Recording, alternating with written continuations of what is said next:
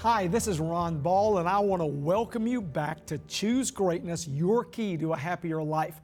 Again, we are so excited about the many of you who are responding to this program. The ones of you who contact us are a great encouragement. So I want you to continue letting us know what you think about this program.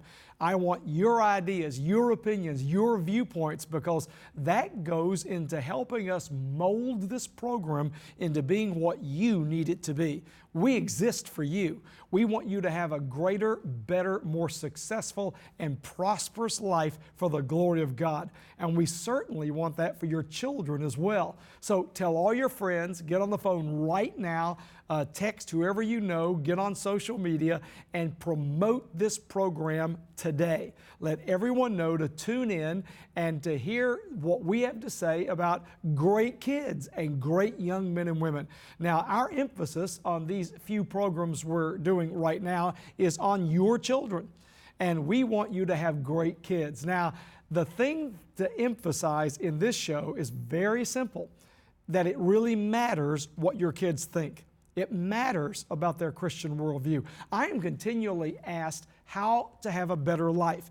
As many of you know, I have had a career speaking in secular business conventions where I had to learn very quickly to take Christian truth and make it understandable to people with no background, to help them understand why God's principles even mattered, why they were important. Well, our purpose today with my guest, Jeff Keaton, and you've already heard him on 2 previous programs, but he's back.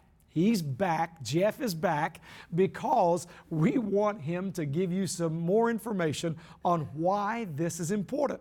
You say to me you want your kids to have a great life. And what does that really mean? I know you want them to make money and be financially secure. That's very understandable. I know you want them to be debt-free so they're not burdened by that kind of responsibility. I know you want them to have good marriages and rear great kids of their own someday. Well, how does that happen? And again, does Christian worldview even matter? Is it just a matter of opinion, or is it deeper, bigger, and more powerful than that? So this program is important. So are you ready? I know you are. So let's get started. Jeff Keaton is my guest again, and he's back because he's so good. And I know you love what he has to say about rearing great kids. He is the president of Renew a Nation, great organization, and you'll hear more about that in a moment as well. But Jeff, welcome back. And I know that you had a discussion with me earlier about millennials and what's happening with them. And you have some great things to say about the state of young people in this country right now. What do you have to say about that? Well, we have to look at what's happened to even evangelical Christian kids over the last 40 or 50 years. And what I've been telling people, what we have done has not worked, so we had better do something different. These are kids who go to church, right? Yes, a lot of the kids that go to the church. Statistics, the latest number I saw was the church is losing about 65% of the kids who grow up in the church. They're walking away from the faith. Thom Rainer wrote a book called The Millennials. It was kind of just a few years ago, and he surveyed the older half of the millennials in this book. And the millennials were born from 1980 to 2000, according to his statistics.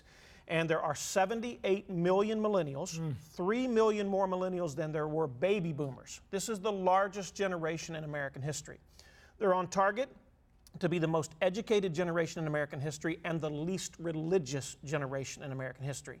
And when he surveyed the older half of the millennials, 80% declared they were not born again, 76% do not attend church of any kind, 94% could not affirm their belief in the cardinal doctrines of Christianity, like the virgin birth, the deity of Christ. And I was with George Barna, outside of Thom Rainer's book. I was just with George Barna a couple of weeks ago, and I said to him, George... Now tell our viewers who George Barna is. Okay, so George Barna is, I call him the guru of Christian research over the last 30 years. He has the Barna Group, and he is just a research leader. And so I said to him, we were sitting there talking, and I said, tell me, what's happening with the millennials from your perspective? Because Thom Rainer's book was released a few years ago, and he said, do you want to get depressed? And I said, not really. He said, the latest millennials we have surveyed, we determined that only about 4% actually have a biblical worldview.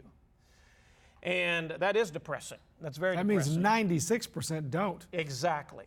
And so we can debate over what a biblical worldview is exactly in all those terms, but here's what we know beyond a shadow of a doubt from all the research, that a majority of the young men and women who are 17 to 37 years old, and now those younger, we did not retain in the faith. Okay, we lost them.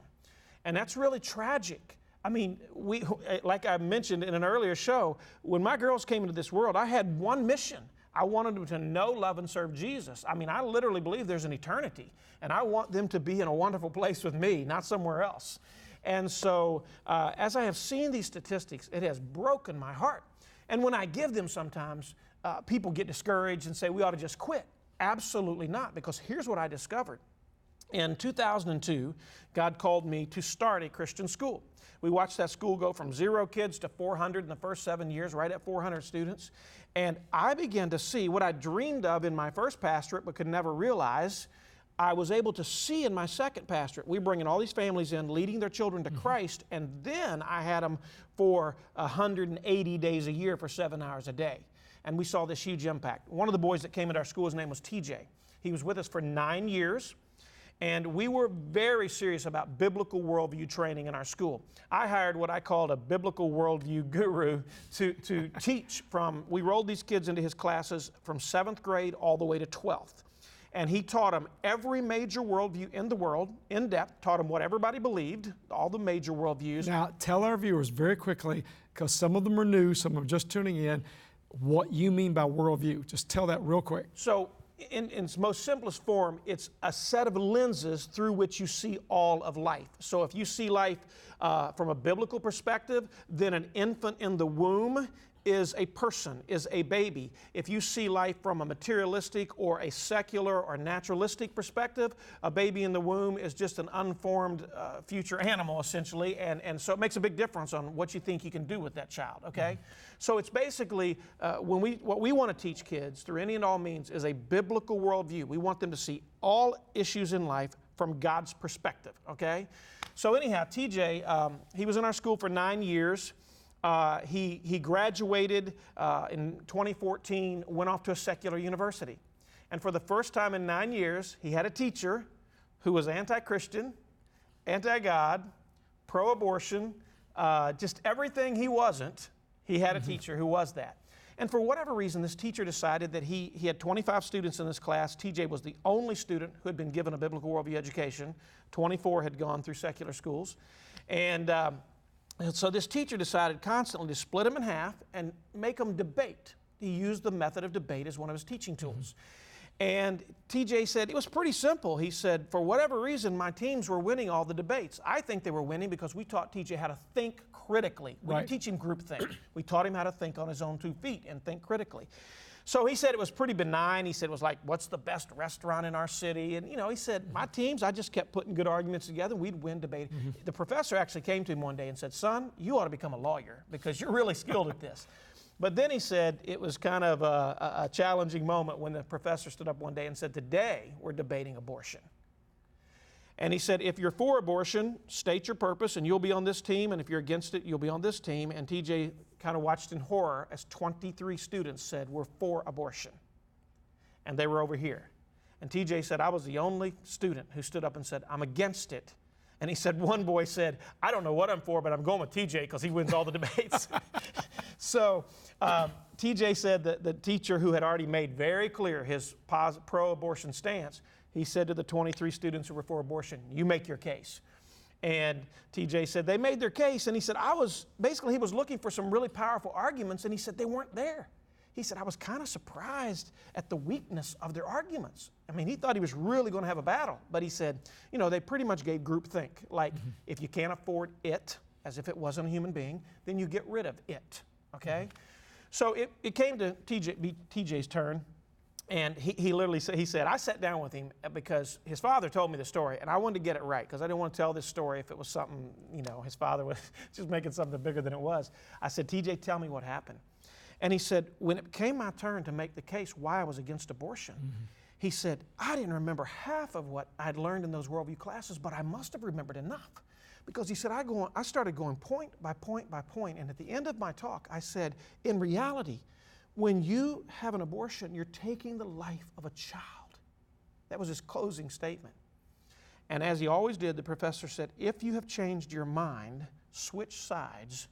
And TJ was shocked when all 23 students switched sides and said, we believe in what you just said. So the 23, had never been exposed to conservative Christian thinking on abortion. Exactly. So when they were exposed to it, they embraced it. Absolutely. And so what I've been saying, at Renew a Nation, we're on a mission to transform culture by giving millions of new children a biblical worldview.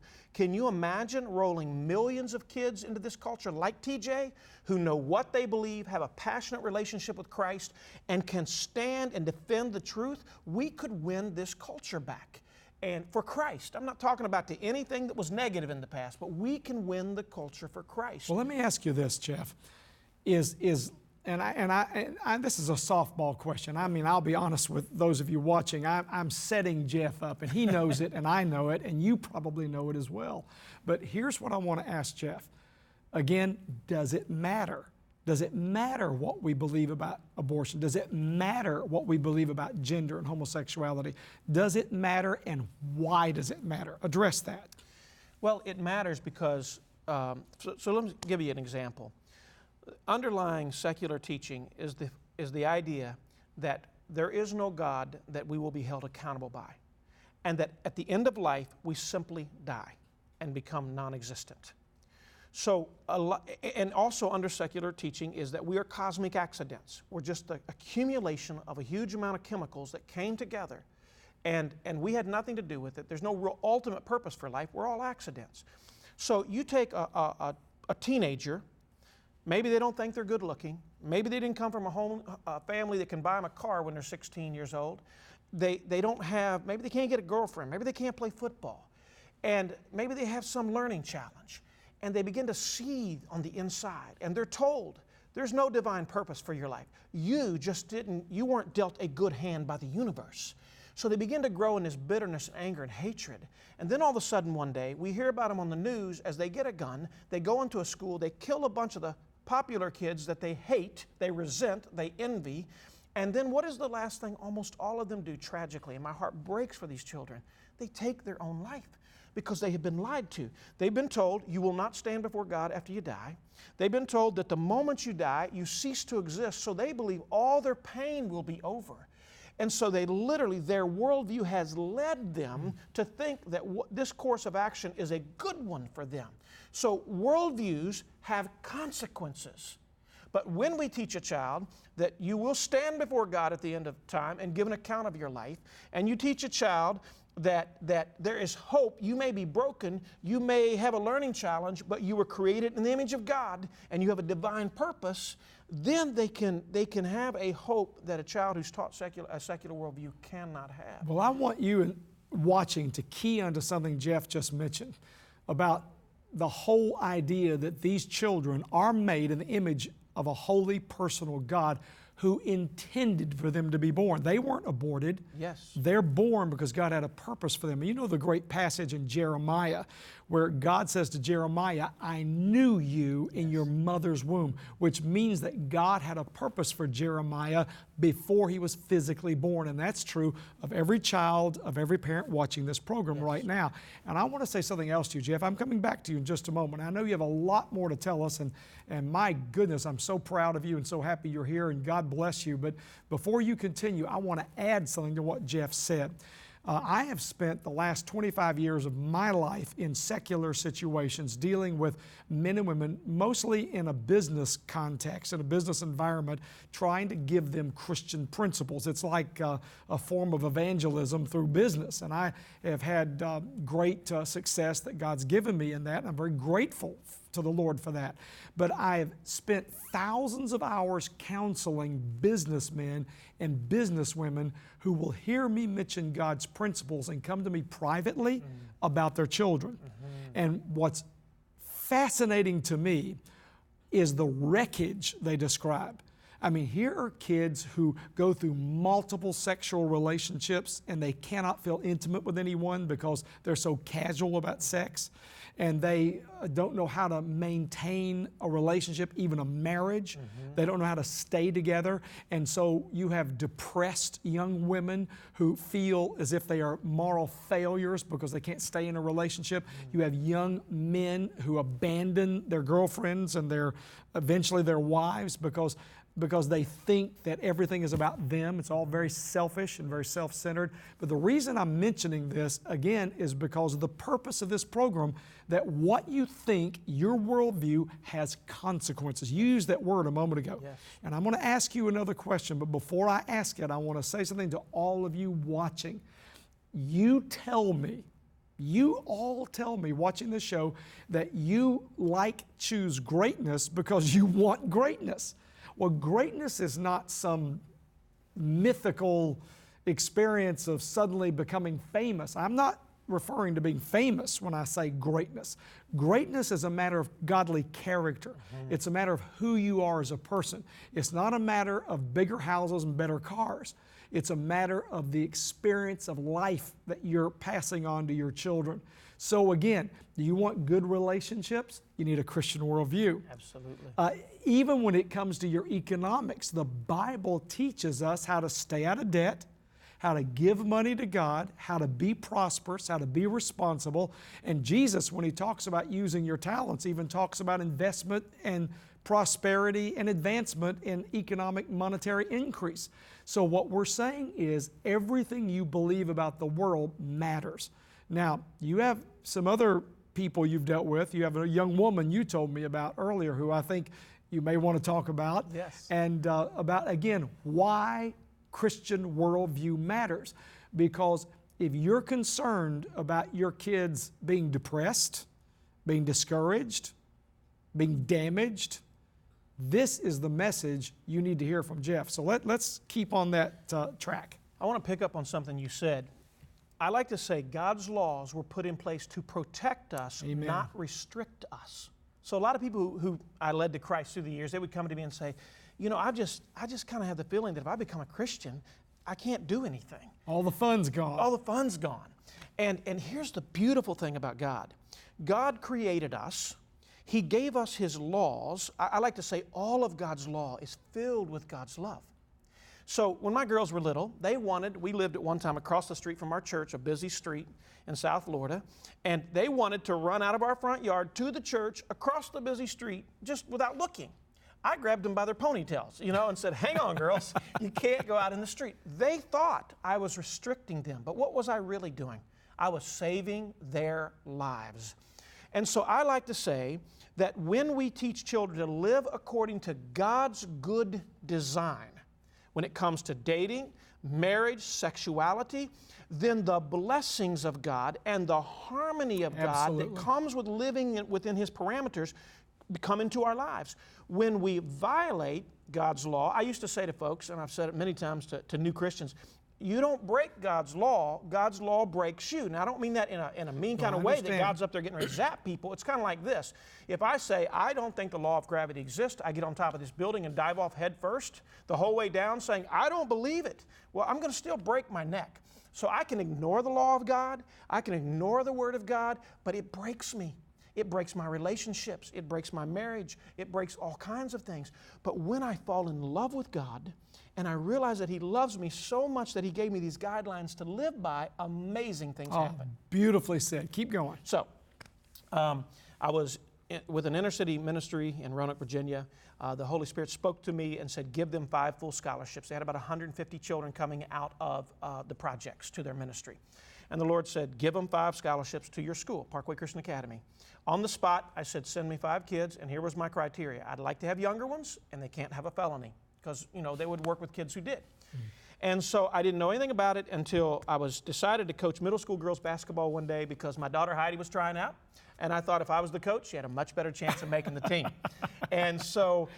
Good dad. Yeah. So 23 little middle school girls came running into the gym, and this little African-American girl named Tatiana, I didn't know her name until later, but she came into the gym for tryouts. And how old was she at this point? She was she was 7th grade. 7th grade. So she came into the gym. I'd never seen her, but she was running circles around all the other girls. And so I knew immediately, I didn't know anything about her, but I said, that girl's going to be on the team. I was thinking, this is going to be a bad year coaching middle school girls basketball. We're going to beat. Then I looked at her, I said, we're going to win. But to make a long story short, I called him around me at the end and I said, listen, to be on my team, you have to do great in school. You have to respect people. You have to do all this. I said, if you have a problem with anything, see me at the close of practice. She came up to me and said, I got a little problem in one class. I called back to the school and they said, Pastor, she doesn't have a little problem in one class. She has a massive problem in every class. By the grace of God, I felt led to put her on the team. And it wasn't about basketball, even though I was very thrilled to have her. And I found out that she came from a challenging, very challenging situation. She was full of animosity and hatred and bitterness. The public school system in the 6th grade had given completely up on her almost. They told her, we're going to put you in the worst school, a school where they put people that they give up on. The next year, they told her that was likely where she was going. But what happened was she came into our lives. It took us 2 years to calm her down. And to catch 2 years? 2 years. So this was a commitment on your part. Oh, actually the school felt like they should expel her multiple times, and I refused to let them because the Holy Spirit told me, I'm going to do something powerful with this girl. And so it took us 2 years to get her calmed down. In a fall retreat, she gave her life to Jesus, was powerfully converted to Christ. By the 10th grade, she led our basketball team to the state championship. She scored 58 points in the Final Four. We got beat by 7, but if it wasn't for her, we'd have been beat by 60. And then today, that girl is a junior at Liberty University. She is the co-captain of the Liberty University women's basketball team. And she tells me over and over again, I'm going back to the city when I graduate, and I'm going to give kids hope, just like I was, hopeless. She said, I'm going back to give kids hope. What a story. So here, we took TJ from a Christian home and gave him a biblical worldview, and look at the impact he's having. We took Tatiana from a non-Christian home and gave her a biblical worldview, and I've told her over and over again, I reached you by the grace of God. You're going to reach thousands, and I know that girl is going to reach thousands. My goodness, what a great story. It really, really matters. Once we win these kids' hearts and minds to Christ and teach them the truth, they can change the world. So this is why it matters for your children as well. Now, we don't have the ability to predict whether your daughters will become captains of university basketball teams or whether your sons will go on to be lawyers and governors. We don't know what God's purpose for your kids is, but I will tell you this. God's purpose for your children is a great purpose for them. Yes. It's God's purpose for them. You cannot be fulfilled, happy, and satisfied in life unless you find and do the will of God. Otherwise, you flounder, you're confused, you're depressed, you're discouraged. You cannot afford to let your children waste their lives. Now, I want to mention one more thing, Jeff, and I want your comment on this.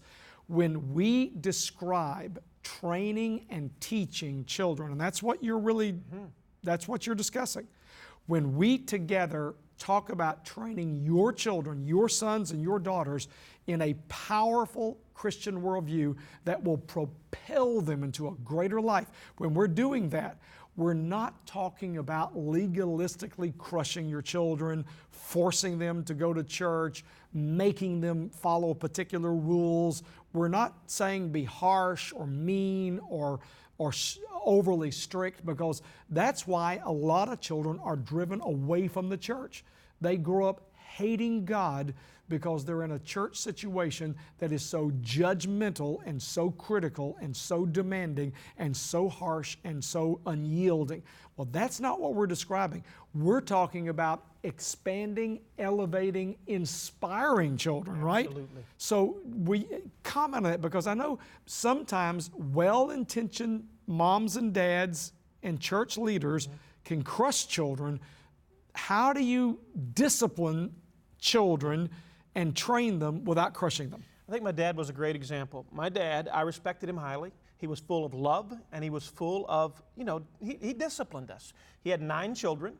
They have 41 grandchildren. Today there are 102 of us Keatons, and 52 of us are in full-time ministry or preparing to go. Powerful. Now, my dad knew law and justice, but he was filled with love. So he always balanced it. Yes, he brought us to Christ. He showed us the love of Christ, the beauty of Christ. At the same time, if I went to school and smarted off to my teacher, I was going to be in trouble when I got home. Me too. And so I think you have to have a balance of law and love. But if you ever get overbalanced on the law side, you're going to be in really, really big trouble. Now, you're coming back, right? And we're going to do at least 1 or 2 more shows with Jeff because this stuff is so good. But take about just 10 or 20 seconds and mention your magazine. We'll put it up on the screen. So we have the Renew a Nation Review magazine, and it's filled with articles that will help you understand why it's so important to give your child a biblical worldview and how to give your child a biblical worldview. So if you'll contact us, we'll send it to you at no cost. It will be our pleasure to send that to you. Absolutely great. Now, those of you watching this particular series of programs on children and educating children for greatness, and by the way, if you're a mom or a dad, you may say, well, I don't think I'm doing that well. Well, we're going to help you too, okay? Because we're certainly not perfect dads, are we? I mean, or husbands. And we are learning continually to be better, and we can help you do that. Remember, you're dealing with a God who loves you, who's not mad at you, who wants to help you have a greater life. And I want to encourage you to go to choosegreatness.com, go get the magazine, and then go to choosegreatness.com, which is the website connected to this program. Go to choosegreatness.com and order the book, Choose Greatness. It is written so your children can understand it. Study it together as a family. It's filled with incredible principles. We're bringing out a new edition of that just in a couple of months, and you'll hear about it on this show. But the original is still absolutely powerful. Don't wait for the new edition. Get the original now because you can't afford to wait. And order the audio set, The Success Test, because this will show you what you need to work on. It is a unique offering that will absolutely open your mind and heart to what you need to do and how you need to do it to have a successful life, you and your children. So remember Jeff Keaton, the magazine he's offering, and go to choosegreatness.com for the success test and the important book, Choose Greatness. And remember, wherever you go, whatever you do, choose greatness.